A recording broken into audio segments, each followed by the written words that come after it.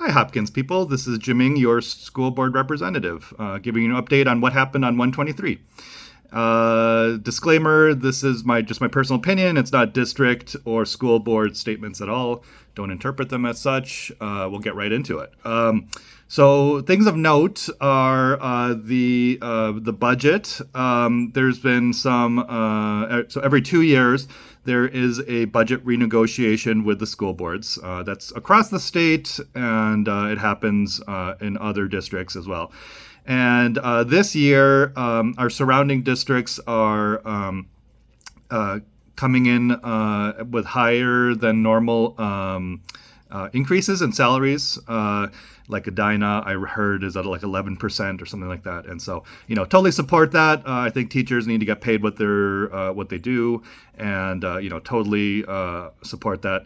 However, it does do a number on the budget, and so next meeting, there will be a CFAX, Citizens Financial Advisory Committee, presentation to the board about kind of projections and like what we're kind of looking and thinking about. So, I wanted to lay some foundational for that. Dr. Mary Perry Reed and Treasurer Hartland have both kind of stated that in the meeting yesterday. So I'll probably spend a little bit more time than normal going over the report and some of the numbers, just to educate folks about like where things are going and what we think we need to budget for. So I wanted to set that groundwork so people kind of knew, and it wouldn't become as a surprise. So the other big thing is the World's Best Workforce presentation that was at 144 on the, or 143 on the YouTube channel.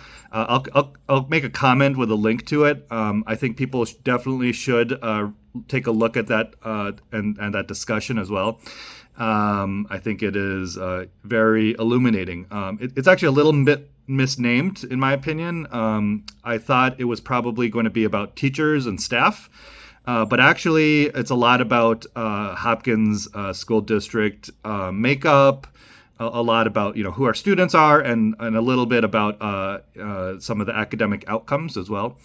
And so, definitely go take a look at that. I think one of the things I did want to highlight is the reading proficiency.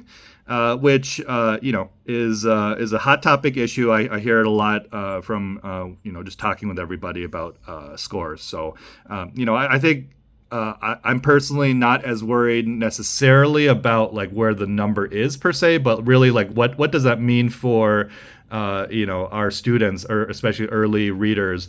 Are they able to read? Right, at the end of the day, they have to be able to.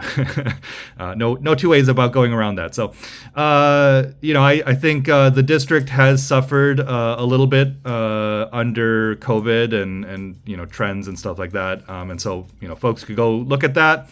And I think it's a tough problem to solve. Right, it's not really like one or two things that fixes everything.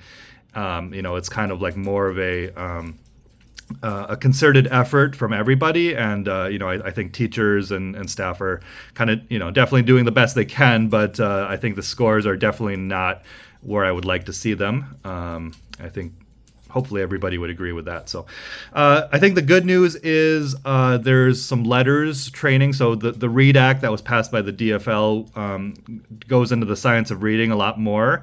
And I think at least preliminary numbers I think it'll have better outcomes for us. So I want people to know that myself and other members of the board are going to be tracking this at a very detailed level. I think I want to enable better outcomes. So we're definitely on it. So thanks, everybody. Until next time, and we'll talk budget then. All right, bye.